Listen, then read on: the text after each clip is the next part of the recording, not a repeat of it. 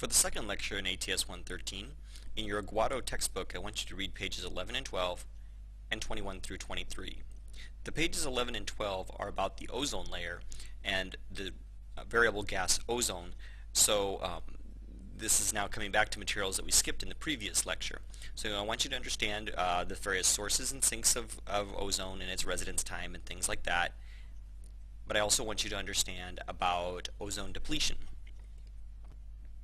Ozone depletion is the topic of the text box on page 12, and I want to call your attention in particular to the Montreal Protocol and what it means and how ozone has stabilized and so on. There's a lot of interesting information on the internet about this, and we'll talk about ozone and the nature of the Montreal Protocol quite a bit in the course today.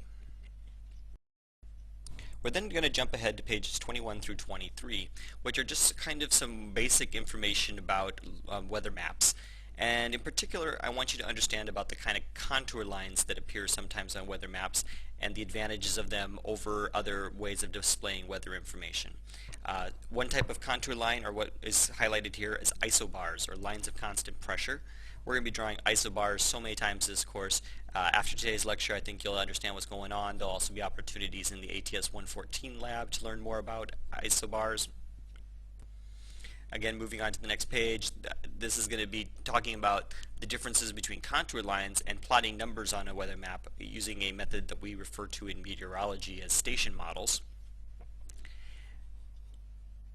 And then you just need to go to the paragraph that's labeled humidity.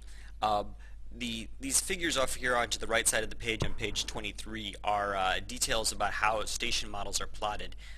The wind barbs, these kind of lines with flags on them, that's pretty important stuff, although I won't actually ask you to draw any on the test, but there might be maps that have them on there and you need to understand what's going on the map.